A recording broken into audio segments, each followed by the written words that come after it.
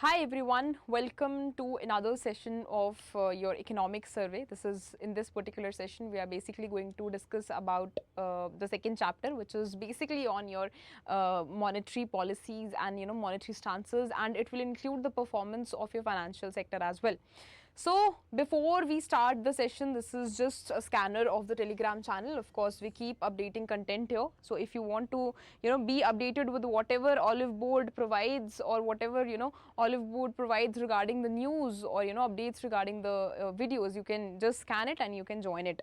So heading towards the second chapter, which is very, very important, and I think this is the base of our economy. So basically in today's lecture, we are going to talk about our monetary and fiscal sector development.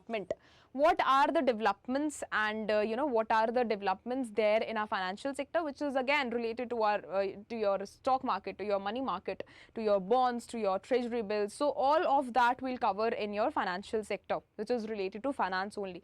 And if I talk about your monetary policies, or if I talk about monetary development only, so basically in this particular section we'll talk about the stability of the economy. Okay, stability as in if the prices in the economy are stable or not. So in this particular section, in this particular monetary stances, we will see the price stability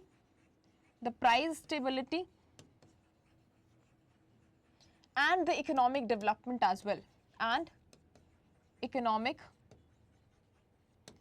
development as well. Okay. Now the question arises that how to ensure in an economy that the prices of the prices of the commodities in the economy are stable in nature. So basically the RBI is the one who takes care of it. The RBI is the one who uses different kinds of instruments, which are famously known as your monetary instruments, which includes your various instruments as in your quantitative and your qualitative aspects, which includes various further aspects you could have heard in the newspapers as well, which includes your bank rate, your repo rate, your reverse repo rate, and many of them are there in the the static part of this particular monetary stances. So we'll see that using different weapons as in instruments that are used by the RBI basically, which is our central bank. So how it uses them and how it ensures that prices in an economy remain stable. In this entire chapter, chapter we'll read this only. So if you talk about this particular chapter, it is divided into two parts. It is further divided into two parts, which includes your the first part explores the evolving monetary policy, which is related to the instruments that RBI uses to stabilize the prices or stabilize the economy. Next, it will use key indicators such as your reserve money, next your broad money and your money multiplier, among others. So these are few of the things that are there in our economy, which is a static part. Of course we'll cover in the coming sections. If you talk about this money multiplier and reserve money, so basically keeping money multiplier aside, if I talk about the reserve money, so it is basically what? It is basically the liability of the government, of the banks that is there. So if I talk about commercial banks, we deposit our money there, we keep our savings in the banks only. But what are these, for in the bank's perspective? Of course that is an investment from our perspective.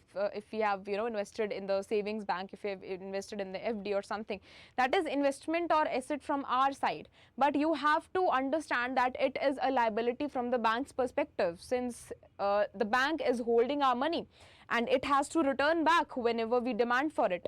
So this is in the reserve money, what all is included, the liabilities that the bank has, the commercial bank has on it, either in the case of whatever we have deposited or whatever the commercial bank has kept with the RBI.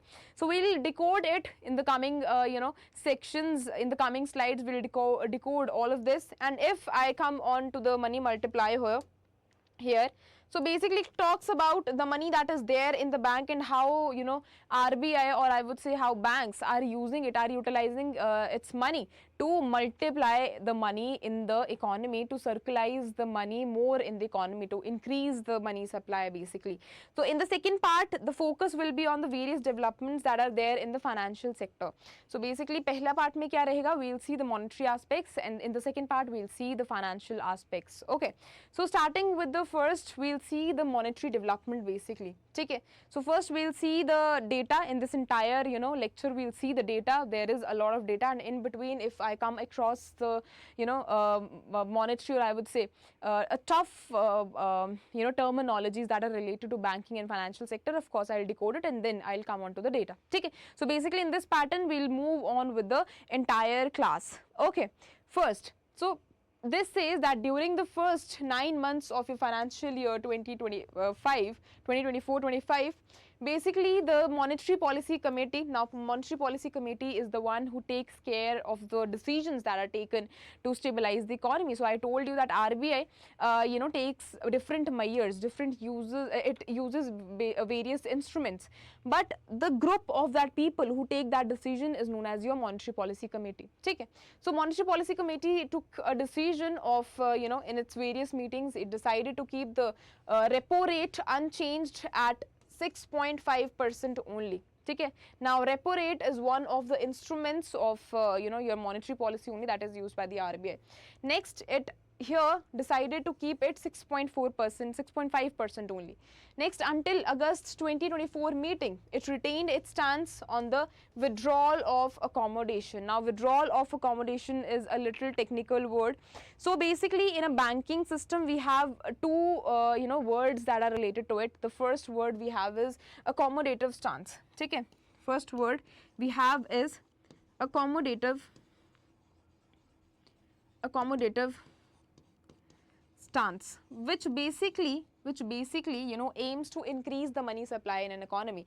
And how will it be increased? To increase the money supply. And how will it be increased? If RBI decides to decrease the interest rate. To decrease the interest rate. Whenever it decreases the interest rate, the money supply in an economy, or I would say the availability of money in the entire economy, gets increased. So that is famously known as, that is a technical word, that we have accommodative stance. Now opposite to it we have withdrawal of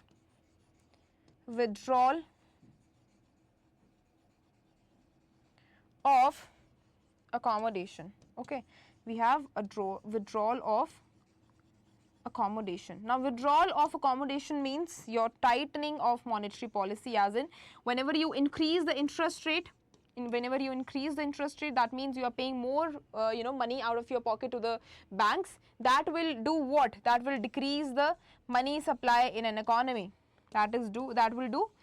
That will reduce the money supply in an economy. Now, what do you think? Why RBI is constantly increasing or decreasing the interest rate that is there in the economy? So basically the objective is to stabilize the prices. Okay, to stabilize the prices, as in if it will increase the money, it has to increase the money supply. That means people now have more money in their pocket.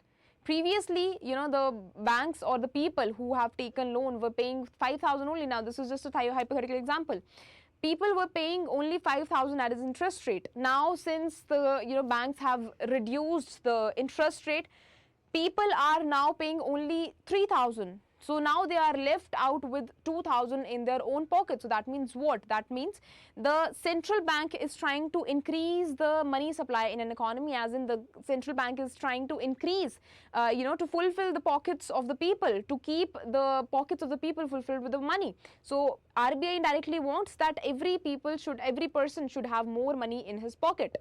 So basically this is to ensure this. And as and when the time comes when people has more money, of course the producers will get to know that okay, my customer is now have gone rich, my customer has gone rich, so I'll produce the product but at a high cost. So the producer will start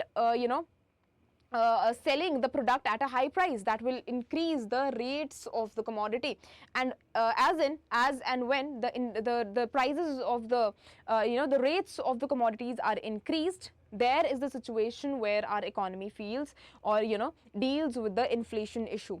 So to decrease that, to stabilize the to stabilize the issue of inflation that is there in the economy, then government takes another steps, that is famously known as your withdrawal of accommodation. Under it, the interest rates are increased again. Now the central bank is saying that okay, previously I have given you an opportunity of paying less, but now you have to pay more again. whenever we'll, you know, when the amount of 2000 we were spending on buying goods and services, now we are, you know, taking that money back, and again we are giving it to the commercial banks. So indirectly the central bank is saying, so whatever the money I have provided to you in the past, now is the time of, you know, taking a revenge, taking it in a, you know, in a minor way. So what happens here, so the central bank is saying, so okay, whatever you have spent, I have, you know, whatever you have spent, now is the time to return it. Your interest rates are now increased, so you were previously paying 3000, now again is the time that you have to pay 2000 more. So now again the amount that you were spending on buying goods and services, you are paying that amount to the commercial bank in the way of, you know, in the way of providing, or, you know, in the way of interest rate paying. Now what happened, that in 2024 October month, the meeting held and the withdrawal of accommodation, you know, was shifted to neutral. So in this particular period of time, the RBI decided to, you know, go in a neutral pace. Next, if I talk about the meeting that held in December 2024, so you will see that a cut in CRR was there, which is cash reserve ratio. Cash reserve ratio is the, you know, is basically the ratio, or I would say the reserves that commercial banks keep with the RBI, you know, in a cash form. So that is famously known as your cash reserve ratio. It decided to, you know, cut the cash reserve ratio to 4% of the net demand and time liabilities. So basically, if I talk about your net demand and time liabilities, so it is further bifurcated. Okay, it is further bifurcated. You have two types of, you know, the liabilities you have. The liabilities as in the liability of the bank, the liability of the bank. If you see, we have 2-3 words here. First is demand liability. First is demand liability. Liability that is on the bank. So basically the money that we have deposited to the bank, your savings account, whenever I demand it, whenever I go to the, you know, ATM machine, I use my card and, you know, deduct the money, or, you know, debit the money that I want. That is what? That is the demand liability that that is there on a bank's account, or I would say that is there on commercial banks. Why is it so? Why is it liability? Because we have kept our money with the commercial bank and it is their obligation to return to us whenever we demand. So that is known as your demand liability. Similarly, we have another concept here which is known as time liability. Time liability as in FD accounts. So that is for a certain period of time, that okay, your money for a certain period of time is locked. Till that you will get interest on it, banks will provide you that. And again, though it is, you know, extended for a certain period of time, but still it is a liability on the, you know, commercial banks, because they have to return our money, and along with that they have to pay extra money, you know, whatever we have kept with the bank. So net time, or I would say net demand and time liabilities include your net and your time liability, but whatever the assets are there with the bank, assets are there in the banking system are reduced or are deducted. Whenever it is reduced or deducted, it becomes your net demand and time liabilities. Okay? Now it is expected to infuse around 1.16 lakh crore liquidity in the banking system. That is the reason it is done here. Okay. Next we have is measures in the money supply. Okay, so we have narrow money, we have broad money, we have various, you know, measures basically. So measures as in, so which includes the liability of the banks. Now banks, the liability can be of various types. It can be time liabilities, it can be, you know, the savings account, it can include the various section, it can include other deposits as well, it can include your savings deposit, it can include your time deposit. So there are another, you know, there are different types of you know, sections that are there, different types of liabilities that are there on the commercial bank, and as in the liabilities gets increased, the narrow the money, or I would say the instruments, if they are less, that will include what? That will include that the, you know, the money or the measure is narrow in manner, and if it includes more liabilities, that will get broader. Okay. So we have M0, which has recorded year-on-year growth of 3.6%. as of your January 2025, if I compare it with the year ago, which was 6.3%. N3 ka growth, it is 9.3%, ठीक है, as of December 27. If I compare it with the previous year, that was 11%. Again, MM4, a ratio of M3 and M0, that stood at 5.7%, again 5.5 a year ago. Okay, now you can see a chart here which shows, blue line shows you the money multiplier, okay, and green line shows you the money multiplier that is adjusted for reverse repo. So we have repo and again we have reverse repo. These are the instruments that are used by the banks. Okay, now your money multiplier is influenced by two factors here. One is the amount that is there with the cash, in cash with the individual, and next is the reserve that banks maintain. So basically these two types, these two factors recognizes or determines your money multiplier in an economy, like how your money will be circulated basically. Okay, so if I talk about the amount of cash that individual holds, so basically what happens, if individuals start holding more cash within, with itself only, with himself only, what will happen? Their, the savings that they are doing with the bank will be reduced. Okay, and whatever they are holding with themselves only lead to what? It will lead to leakages. It will lead to leakages. If people will not go to banks, if people will not submit their money or deposit their money with the banks, they cannot circulate it in the entire economy, because we all know our economy, if I am depositing my 100 rupees in my account only, that is not the reason, that is not there the case that my 100 rupees is there only, that is circulated in the entire economy. But whenever I demand, the government, the bank knows that entire population is not going to demand at a particular period of time only. So what happens, that my whatever the amount I have given to bank is circulating in the entire economy. So whenever I demand, another 100 rupee come to me, okay, another 100 rupees are coming to me. So that is how the money is circulated. But if we keep the money to ourselves only, how will the circulation of the money will take place? So this will lead to leakages. This will lead to leakages. Similarly, we have another word that is related to it is injections. Injections as in income or incoming of money. Okay, whereas if I talk about the leakages, this is basically withdrawal. This is the withdrawal from our financial system, withdrawal of money from our financial system. This is incoming of money, incoming of money in the financial system. Okay. Similarly, if I talk about the reserves that banks maintain, so basically banks also has to maintain some cash with the RBI. So this also happens in a similar way. This also leads to leakages, and that is famously known as our CRR. Okay.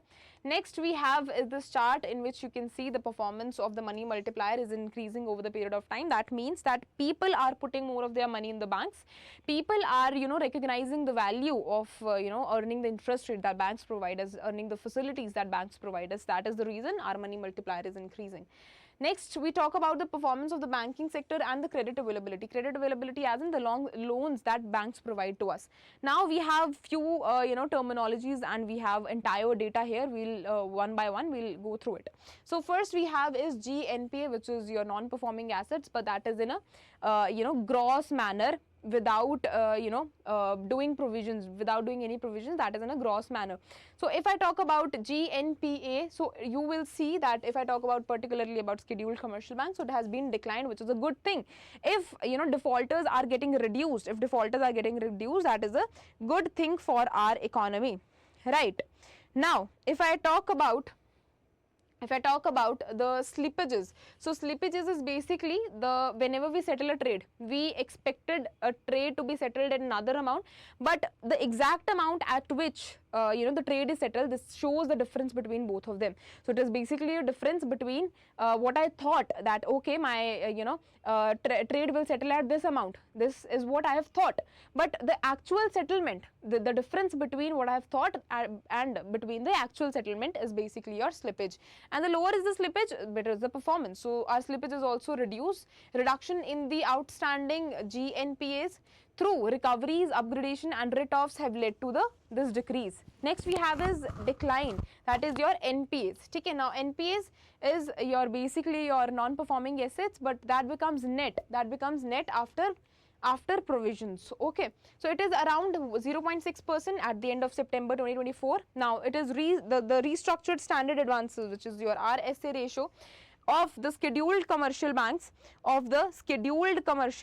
is what? From 1.8% at the end of March 22 to 0.7% at the end of September 2024. So this is the data that has been given to us, by the survey.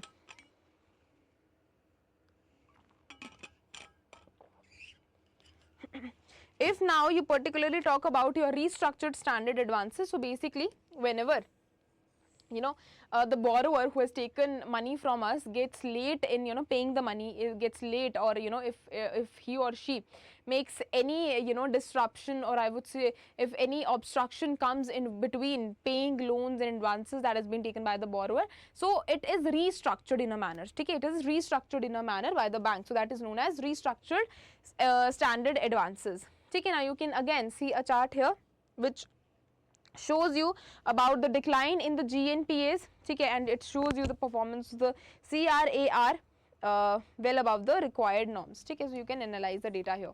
Next we have about the trends in the bank credit. Okay, trends in the bank credit. So you will see the bank deposits continue to exhibit double-digit growth, which is good for our entire economy. Year-on-year growth in aggregate deposits of scheduled commercial banks stood at 11.1%.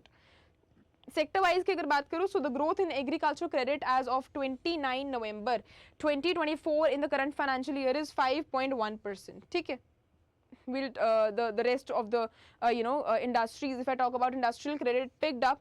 It has been picked up and it stood at 4.4% as of the end of the November 2024.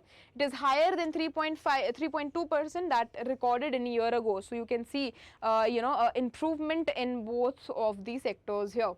Next, if I talk about December 2024, your Monetary Policy Committee, the RBI announced an increase in the interest rate ceiling on foreign currency non-resident deposits basically. So if I talk about your foreign currency non-resident deposits, this is just like your FD account, fixed deposit account.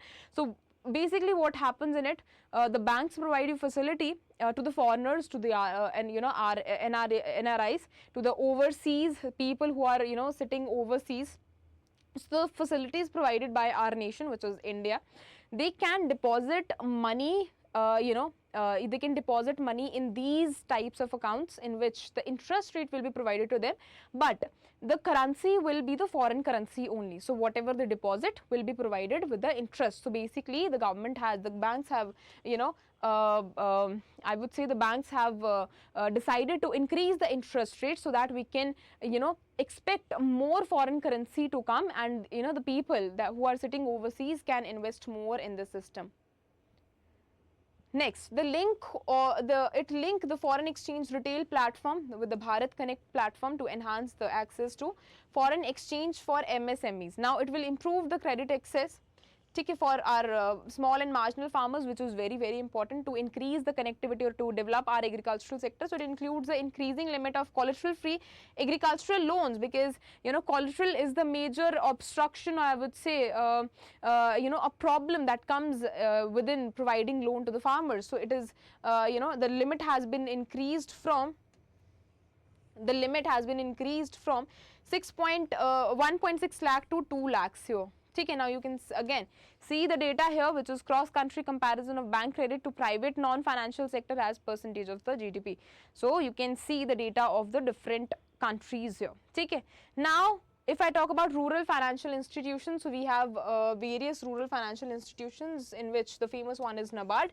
So their main focus is on taking care of the rural areas, taking care of the problems of rural areas, to provide them benefit, to take care of all the financial system of the people who are there in rural areas. Now it will include rest of the I would say rest of the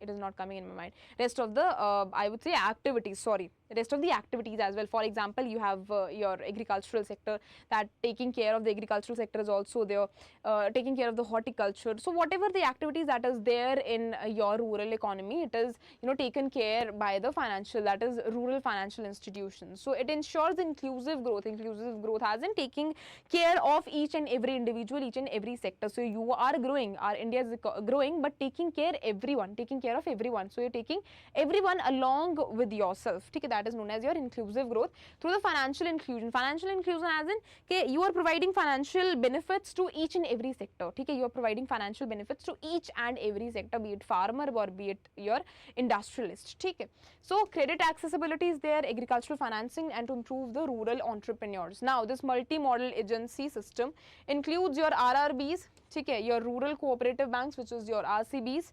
SCBs, and your small finance banks, your NBFCs, your microfinance institution, and your local area banks as well. Okay. Now next, if I talk about this particular data, so you can see the improvement that has, you know, this particular survey has shown. So they have basically shown that, you know, the history basically of the RRBs, if you can see, in 2006 it was increased to 13 of them.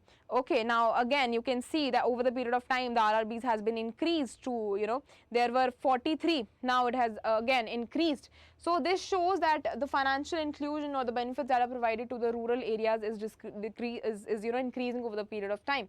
So it will include what? Credit expansion will be include, business diversification will be there, decrease in the NPAs will be there, it will, you know, cost reduction will be there, technology integration will be there, technology adoption will be there, it will improve your corporate government as well. Okay, so these are the pointers that are there. Next, if I talk about development of your financial institute, so we will first discuss about the DFI's role. Okay, so it includes a development financial institute that secure or support your economic growth. Okay. Next, if I talk about your early DFIs, which you know, existed from 1950s to 1960s, so these are your IFCI, ICICI, and they were, you know, later converted into the commercial banks. They were later converted into the commercial banks. Firstly, they were known as DFCIs, which is your development financial institutions. Okay.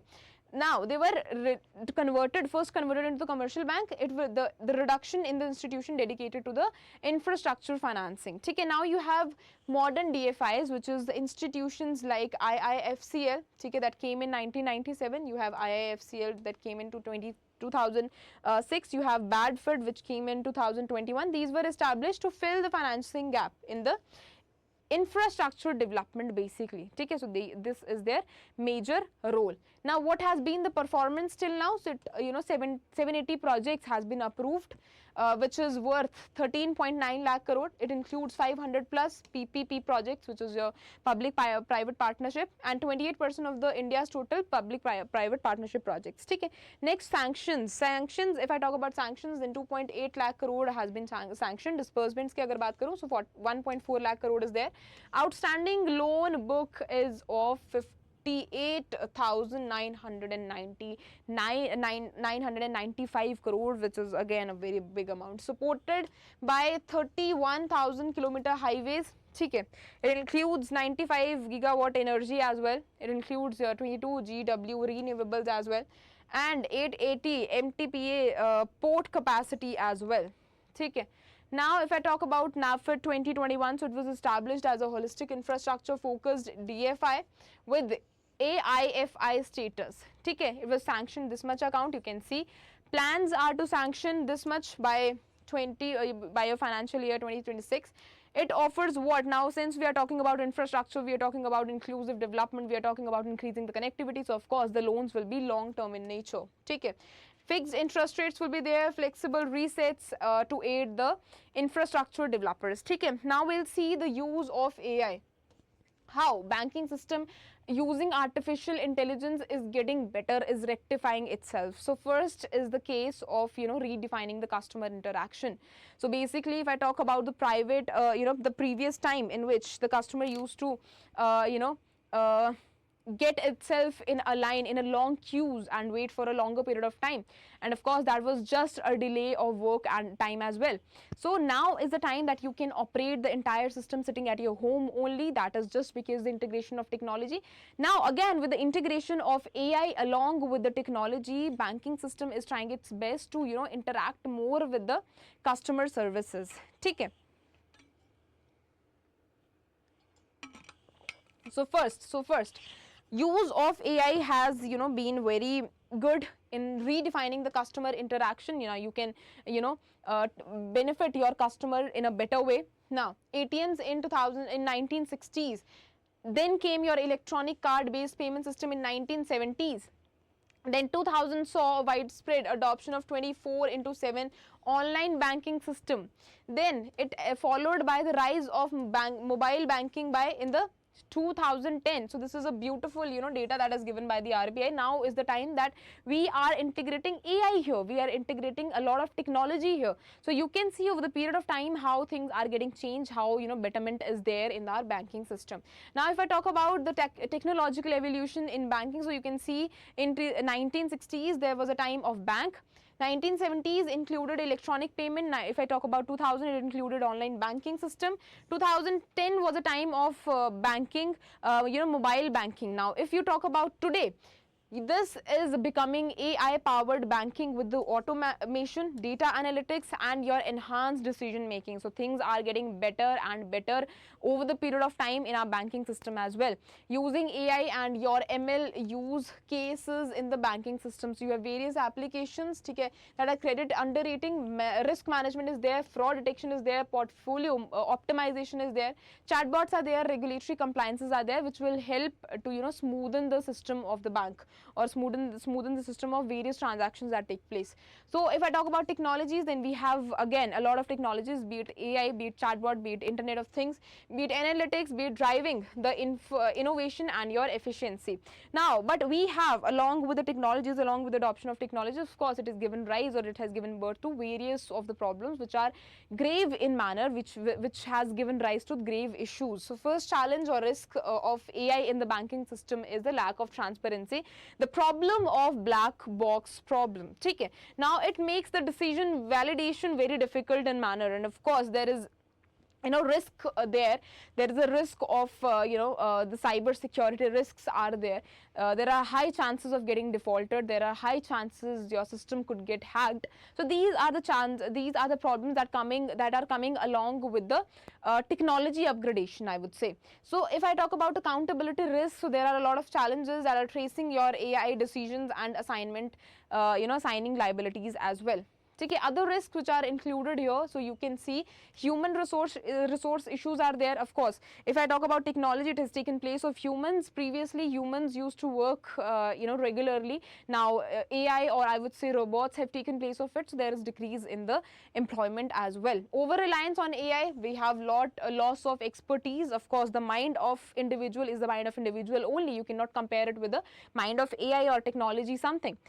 You have to remember that we have developed AI, not AI has developed human. So human mind is human mind only. You cannot completely rely on AI, because that will degrade your knowledge, that will degrade your mental sense. Next, we have issues like cyber risk and malicious usage as well. There is a risk associated with the system as well. Third party dependencies is also there. Of course, we have to pay a lot to the data analytics, we have to, and data analysts, we have to pay a lot to the AI experts to run the system. So our dependence or expenditure would also increase. Global AI governance and regulations की अगर मैं बात करूँ, so if you talk about OECD AI principles, so they highly focus on the transparency, accountability and fairness. Hiroshima AI process is there. 2023, it's a global initiative for responsible AI developments. Okay, next if I talk about RBI's AI governance initiative, so basically it has regulated a sandbox for fintech innovations, okay, to engage with the banks and experts to ensure AI driven financial stability is there. Free AI framework is provided, so committee is to establish a responsible and ethical AI implementation in the financial sector. This is also there. Okay. Next we have is efficacy of your insolvency law. Firstly, if I talk about the role and the impact of your IBC, so it has introduced a modern, insolvency resolution framework to distress the entities. It will help to reduce our non-performing assets. It will help to reduce our what? To reduce the, the defaulters, the payments that are defaulted. So it will help to reduce that. Okay, it will help to reduce that. Next, it will redefine the creditor relationship in India also, which is very important. The the exchange of dialogues, I would say the exchange of arguments or the relation between the debtor and creditor should be in a smooth way. I would say the relations should be good, so that the interaction, or I would say the transactions, go in a smooth way. Next, you have resolution outcomes till September 2024. It includes 1068 resolution plans that are approved, recovering 3.6 lakh crore, which is 161% of your liquidation value, and 86.6% of fair value. Okay. Next, you have is 79 corporate debtors sold as going concern, recovering 3,674.1 crore against the liquidation value, that is of 4,678.2 crores. Okay. Now, 10 out of 12 large accounts are referred by the RBI successfully, and it has been resolved, proving the sector agnostic applicability. All right. Next, we have is changing debtor behavior. So, what are the steps taken by the RBI? So, what has been done? How the behavior has been changed. So it includes the debtor resolving distress earlier. Okay, whatever the the problems or whatever the issues that are faced by the debtor, these are solved earlier before he or she asks for it. So this is how the things are getting smoother in a way. Of course, 28,818 applications are there which are withdrawn from the admission. If I talk about systematic benefits of IBC, so first is your forex hedging. Okay, it will reduce the currency mismatch risk of firms. So basically hedging ki agar main baat karu, so basically what is this? You are getting let's take an example of tomatoes. You have got tomatoes of 1 kg. You've got 1 kg tomatoes for rupees 20, let's say, and now you have brought them home, and now you are selling it at the cost of 30. You have brought it for 20 rupees, you have sold it for 30 rupees. So whatever the profit you are making is basically hedging. So basically you are buying it from one market and selling it in another market. That is all included in the hedging. Now forex include that we are including, or we are dealing with the foreign markets. So basically this is forex hedging. So it has been reduced, it has reduced the currency mismatch risk of firms. It has increased the hedging probability by 13.7%. Now there is low bond credit spreads which has been approved. It has improved the investor confidence in the corporate bond market. It has boosted the exports. Firm gained better access to credit, reducing the financial constraints. If I talk about this IBC as macroprudential tool, so it acts as a backstop basically. Okay, it acts as a backstop during the economic downturns. Reducing the reliance on costly intervention. Similarly, if I talk about the supports, so 7 to 8% of support has been given to economic growth by freeing up capital for productivity and efficiency. Similarly, if I talk about the future reforms and operational efficiencies that are related to it, so the resolution process is getting faster day by day, especially for the MSMEs. Providing benefits to the MSMEs is getting revolutionized day by day. So we have pre-pack manage arrangement for them. Capacity building is there that will reduce the judicial delays, which is again very beneficial for our MSMEs. Next, there is a need to balance between fairness and versus the speed in the insolvency proceedings. Now it will enhance the timeless and efficiency of resolution under your IBC. This is all are the future reforms that are there. Now we'll see the developments that are there in the capital market. So we are heading towards the second part of the entire chapter which is now going to talk about the financial market. So we have already read what was there in the banking system. We have analyzed how, using AI we are improving day by day, how the things have been, how the non-performing assets has been reducing, how the credit availability is getting increased over the period of time. Now we are heading towards the financial markets, in which capital markets play a wider role. So basically, whenever I talk about the capital markets, so basically broadly I'm talking about the stock markets in which a lot of trade takes place. So if I talk about stock market growth and investors participation, of course, with no doubt it is increasing over the period of time. People are getting to know about what is stock market. Even people sitting in the rural areas are getting to know what is stock market. They are actively participating in it. They are actively investing their money in stock markets. The financial literacy is getting inclined, or I would say is penetrating in our rural economies as well. Because if you visit any of the areas, if any of the relatives is sitting in the rural areas, you will see among 10, 2 people will be there who will know. I am talking about the people who are living in the rural areas. Among 10, 2 people will be there who will know, who will exactly know what is stock market, and I think 1 or 2 people will be there who will be continuous, who are continuously participating in the stock market. Okay, so it has reached the new heights, and of course it has reached the new heights after COVID pandemic only, when people were sitting at home, people were looking after various alternatives. That is from where it has started reaching to new heights. So despite the volatility, geopolitical risks and currency depreciation, it is reaching to the new heights, which is basically a good condition for our economy. Next, if I talk about investors base, then it has been grown from 4.9 crores to 13.2 crores, aiding the market expansion. Similarly, if I talk about primary market performance, so you can see IPO listing in 2024 with a 30% share. Okay, resource mobilization from the primary market has been 11.1 lakh crore. Okay, IPO activity has taken it has been increased. Similarly, if I talk about qualified institutional performances, then it is 11.4% share in the total capital has been raised. Rights issues are also surged, which is 16,881 crores, okay, versus what is the amount in the previous year. Now we'll talk about the corporate debt market. So it says that 7.3 lakh crore corporate debt bonds has been issued, monthly issued. It has been it has rose to 0.8 lakh crore. Similarly, if I talk about the private placements, it has dominated the market of corporate bond issuance. Corporate bond market is undercapitalized, only 18% of the GDP of India versus 80% in Korea and 36% in China. So we need to work on it also. If I talk about high rate bonds dominance, so 97% of issuance is in AAA, AA plus and AA categorization, that is limited the access for the lower rated issuers. Now we'll see what all are the issues that are there in the corporate bond market. So first is the retail participation is very low. Okay, the retail participation is very low. That is again giving rise to the various problems. Again, sectoral skew. There is sectoral skew. If I talk about 60% of the bonds from the financial services, again with the real estate which is power forming the rest.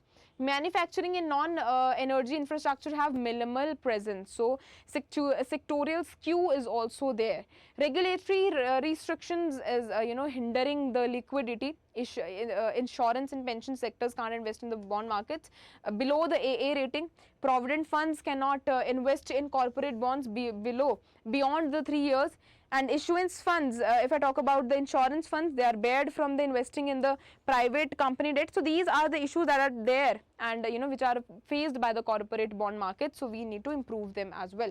Next, if I talk about future reforms, what are needed? The future reforms that we need is to first enhance the liquidity in our bond markets, okay, to enhance the liquidity, to enhance its penetration. Next, we need to reduce the barriers that are there for the small issuers. So whatever the barriers are there, which are provided by the government or various entities that are related to it, be it SEBI or the financial market, because the entire capital market is, under the SEBI only. Similarly, if I talk about the economy, the basic economy is price stabilization, that is under the whatever the money, the decisions that are related to money are taken by the, of course, our central bank RBI, and financial market is taken care by the SEBI. Sorry.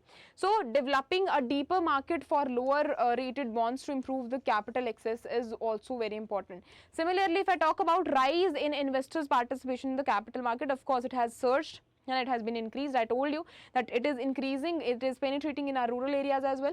So increase in the direct, that is trading, and indirect mutual funds investment after the post-pandemic. We are talking about post-pandemic only. Drivers of growth. What are the drivers of growth? So strong corporate earnings and stable macro fundamentals, robust trading and depository infrastructure is there. Growth of mutual funds and digital investment platforms are there. Similarly, if I talk about mutual fund industry, so you can see there is again a growth here, which is indirect form. Unique mutual fund investor has been doubled from 2.9 crore to 5.6 crore, and the difference between the years is also very less.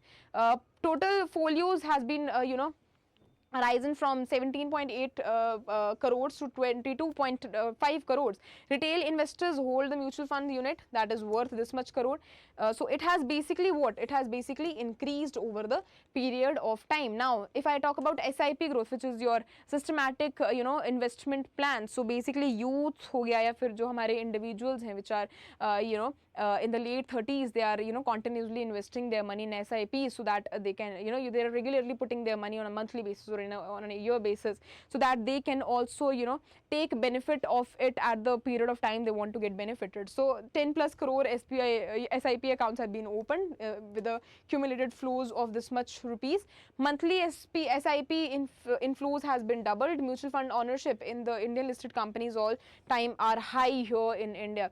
Next, if I talk about growth in the demat accounts and participation, then of course if there is surge or there is increase in the capital markets, there is increase in the involvement in the capital market, then of course people have opened the account, then only they are able to participate. So these are the things that are included in it. Of course the participation is very high, is going very high. Similarly, if I talk about your gift cities, which is Gujarat, infrastructure, finance, tech cities, the vision is the vision of 2047, the vision of IFSCA 2047, in India's vision 2047 is that it is a unified regulator for financial institution services and your products in your international financial services center. The aim is to align the regulations with the global standards to to attract the international financial institutions. If I talk about growth of your gift IFSC, then 720 plus entities are operating across various financial categories. Overall ranking, it is up 5 places to 52nd.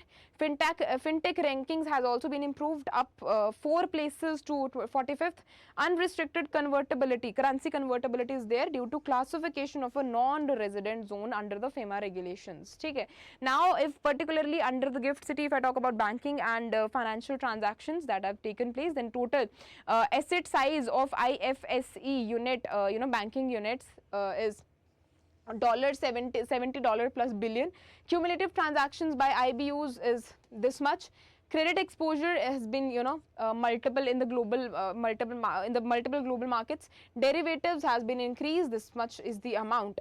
Next, if I talk about growth of assets and insurance ecosystem, so there is asset management as well. 128 fund management entities are there, 168 AIFs are there, 3 investment advisories are there. AIFs raised this 12.1 billion in the commitments. Similarly, if I talk about insurance, you will see 37 entities are there, out of which these are there.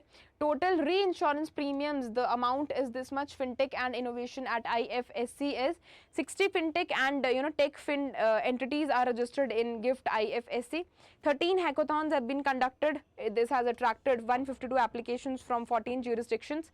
It has actively fostering fintech innovations to position your GIFT IFSC as a leading global financial hub. So you can see a lot of changes are there in the gift city. If I talk about the insurance sector, okay, now we talked about financial market, we talked about capital market, we talked about the gift city, which is very important part at the global perspective. Now we'll talk about the insurance. So if I see the case of insurance market, then we'll see the trend. So basically there is again surge in the insurance market as well. You will see 8.2% growth rate is there in 2023, despite your high inflation, geopolitical tensions. The continuously penetration in the insurance sector is increasing day by day. Now there are key in transformation drivers. So these drivers are your microeconomic shifts. The climate is changing. There are technological advancements as well. It will involve what the customer preferences. Okay, so the focus is entirely on the digitalization. That is the reason the penetration in the insurance sector is increasing day by day. It will increase the efficiency, customer centric approach we are using. Okay. Next we have is Indian insurance market growth. So this is the data which shows the entire growth or clear growth of the insurance sector. Similarly, if I talk about the life and non-life insurance growth that is there in the financial year 2024, so you can see we have various aspects. Okay, we have various aspects in which the total growth, if you see the numbers are positive in manner, you can see the numbers. These are just the numbers only. Okay, if I talk about the future growth and opportunities, then of course India's insurance penetration is 3.7 percent, which remains low if I compare it with the global average. But if I compare it with the previous year, then of course it is surging over the period of time. Now particularly I'm talking about the India only. Now the expansion opportunities there in tier 1 and tier 2 cities, and in the tier 2 and tier 3 cities, and in the rural areas as well. Government schemes which are aiding to financial inclusion, be it your Jan Dhan account or your various yojanas, this is increasing the penetration. Now again you have Swiss Re project India's insurance sector to grow at 11.1%, and rest of the data is here. Okay. Next, if I talk about emerging risk and industry challenges, then of course we have climate challenge first, which is again this again we have geopolitical tensions as well. We see that a lot of wars are taking place, which is giving rise to rest of the issues. Longevity risk due to increasing the life expectancy is there. Pension gap is there. Non-financial risk, which is misleading. Delayed claims, AI and cyber security threats, your dissolution, or I would say the rest of the things that have given that are the AI has given birth to. Third party risk management is there. Firms, insurance firms must adopt innovation. Digitalization, risk management should be there. The strategies will help or enhance the efficiency and productivity. Okay. This is all about it. Next we have cyber security aspects of financial your India's financial sector. So now we'll see what all is related to the cyber security aspect. So first you will see the cyberspace and the financial sector risks. So particularly if I talk about cyberspace, then of course it has been digitalizing as well. Revolutionary changes you will see here. Why? Because we are continuously adopting digitalization, we are continuously adopting technology. Even now we are talking about the integration of AI. So with that, along with that, the parallel responsibility of all of the citizens, I would say the government of India, is to continuously put stress on our cyber security as well, so that we can save our system. So it has been revolutionized. Communication, financial transactions is there, but it is also increasing the cyber threats that is along with it. Now it includes phishing, your ransomware, your DDoS attacks, your SMSing, and malicious apps which are there.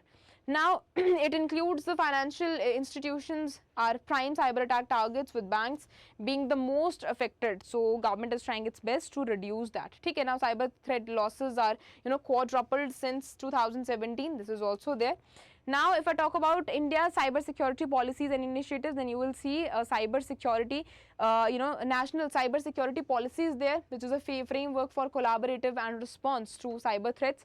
Next we have Financial Stability and Development Council, okay, which is the apex body for your cyber resilience and your financial stability. It focuses on the cyber policies that are related to cyber security, okay, and interregulated coordination. Now India ranked tier 1 in the Global Security Index 2024 with a 98.49 out of 100 score. Take out of 100 score, so it has ranked 1. Now If I talk about the recognition as a global, role in the model of cyber security, so you can see we are actively participating or, revolutionizing our cyber security. Now, if I talk about RBI cyber security resolution for our financial sector, then you can see various initiatives, that is, RBI, various bodies, RBI, IRDAI or PFRDA, oversee the cyber security through regular IT audits, your compliance monitoring, regular compliance or regular monitoring is there. Where is the key focus? Basically on the governance, risk management, IT services, your cyber, resilience, incident response, and the third party risks as well. India has followed a global security risk, that is this. Okay, next if I talk about new regulations, new RBI regulation, then you can see IT outsourcing is there, cloud services outside is there, and cyber resilience for the digital arguments is there. Okay. Next, if I talk about strengthening of India's, cyber security system, then you will see a lot of support has been given to this particular system so that we can increase it. So first, how can support be given? By educating people, by increasing skills in them. So basically, we are continuously focusing ourselves to more inclined towards, to get more inclined towards education awareness campaigns to promote the cyber security at best practices. Cyber security should be integrated with the school curriculum, okay, to build the cyber awareness citizens. Incentives and grants are supported to enhance the skill development, research and innovation is there. Similarly, you can see global participation in agreements are there to enhance the resilience. Now, what are the risks that are there, that are stick to our financial sector? So first is declining bank dominance in the credit system. Okay, so traditional bank led जो credit हमारे model है, it is shifting to more to a diversified financial ecosystem. That is one of the problem that is there with our financial sector. Non-banking participants and the innovative financial products are filling up the credit gap, which is not good for our financial sector. Next, if I talk about financial innovations driving change, so you can see we have a lot of innovations that have been done by the government of India. You can see unified payment interfaces there. Again, your open credit enablement network is there. T+1 settlement have been eased credit access. Says now T1+1 settlement is after you settle your trade, after one day your payment comes in your account. So if I talk about RBI's unified lending interface could be a game changer for the MSME financing. So similar to unified unified payment interface, we have unified lending interface as well. Payment interface ensures that you are making your payment your payment is done within, you blink your eyes. So basically the payment is done in seconds only. So similar is the unified lending interface here, which is related to the credit system.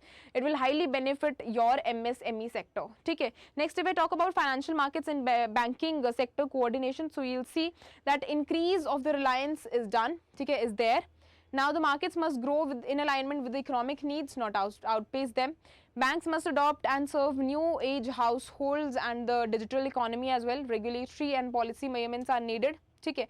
Over financialization can harm the economy, especially to the low middle income countries like India.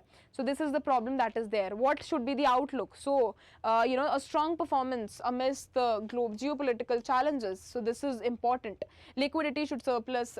Liquidity has surplus in October and November month of 2024. Improve the profitability. Though we have lot of issues, we have geopolitical issues, we have issues related to cyber threats, but still we are surpassing the rest of the countries. We are increasing rapidly. Next, there is growth in the credit and deposit as well. Capital markets are also driving capital formation. Similarly, if I talk about insurance sector, it has also increased. We just saw that after G20, fast growing in G20 is there. Pension sector expansion has been there. Okay, so it is transitioning your upper middle income countries. Similarly, if I talk about major shift in the financial sector, so you will see the bank rates, or I would say the bank credit has been increased. People are participating more in the capital markets. The opening of bank accounts is there. Similarly, all of these things are written here only. Okay. Next, if I talk about regulatory challenges and risks which are there, so we have financialization risks, which is over reliance on the asset price growth.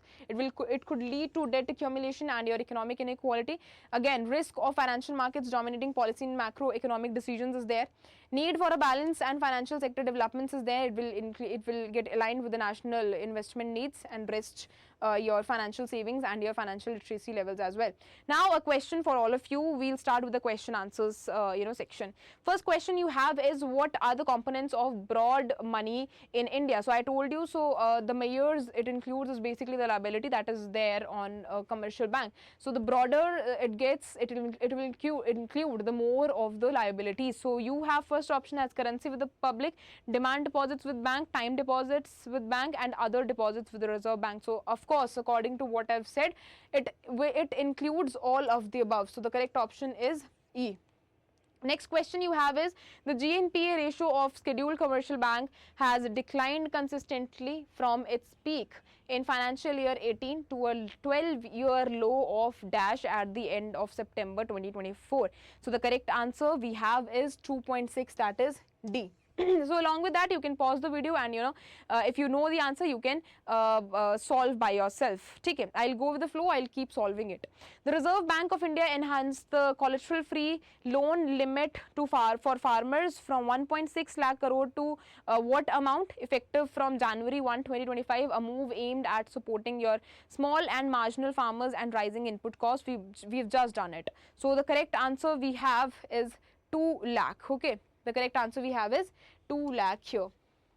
Next, there is a paragraph that is provided to you. So the paragraph says the IBC lays a time limit of A days. Now A, you have to fill the gap. Okay, you have A days from the date of admission for closure of an insolvency process, with a provision for extension by B days. By how many days? With the approval of the committee of creditors COC and the adjudicating authority AA, that is your NCLT. The regulations provide detailed timelines for various processes to be undertaken in the corporate insolvency resolution process, CIRP, and liquidation process. Now this aspect of the insolvency law has been crucial in determining its performance, and with time the delays in the completion of processes have become a concern. Within 3 years of implementation of the code, the difficulties in complying with the timelines were evident, and it was amended to provide a dash outer limit of CIRP, including your judicial proceedings. Now you can pause the video, you can entirely either take a screenshot or just read the entire paragraph. Now you have to tell what are the A and B respectively stands for. So you will see that A and B will be filled with 180 and 90 here. Okay. Similarly, we have next question, dash stands for what? So basically we are talking about another B aspect, so it will include your 330 days. Next question we have, as a percentage of the GDP, the corporate bond market is only dash in India, which is your 18%. So C is the correct option here. Next you have, as of September 2024, dash entities had registered as fintechs or tech fins in GIFT IFSC, reflecting the region's dynamic fintech landscape. So we have 60 entities here. So the correct answer we have is A. Okay. Similarly, you have another question which talks about the insurance market. So this question says that India's insurance market has also continued its upward trajectory. Total insurance premium grew by A, how much amount or how much percentage in financial year 2024, reaching 11.2 lakh crore, despite a slight decline in insurance penetration from 4% to B. So this is basically what? This is basically 7.7%. So C is the correct answer here. Next, the correct answer here is of A. Now it says what is B. So the amount of B we have is C, which is 3.7%. Okay. Now next question we have is, according to the Mercer CFA Institute Global Pension Index 2024, India's overall index value has moderated from 45.9 in 2023 to what amount? So basically it is 44. So the correct answer we have is D. Okay, now that is it about the entire chapter of chapter 2, which has talked about your monetary and financial sector, how it has improved, what all we are involving in it, what all technologies we are involving it, how is the penetration going on, how it is penetrating to our rural economies, how we are leading towards inclusive development along with the instruments and whatever the has been developments that has been done by the central government and your financial markets as well. So you can join this you can join this, I would say, the classes. You have to enroll in it. This is free of cost, in which I and Mannat ma'am are taking, are covering 360 degrees of coverage of budget and your, your survey as well. So I am taking survey classes, and Mannat ma'am is taking classes of your budget. So of course, if you want 360, ultimate coverage of both of the documents, which is very important from your examination perspective, of course you can come and join us. It is of course free of cost, but the benefit of it is that of course there is a 360-degree coverage, but along with that you will see that the recordings will be with you till the this year ends. That is of course a plus point here, and of course you will get PDF of these classes also. So all right, I'll meet you in the chapter 3 of the economic survey. Till then, you keep revising the first chapter and the second chapter. So that is it. Thank you so much.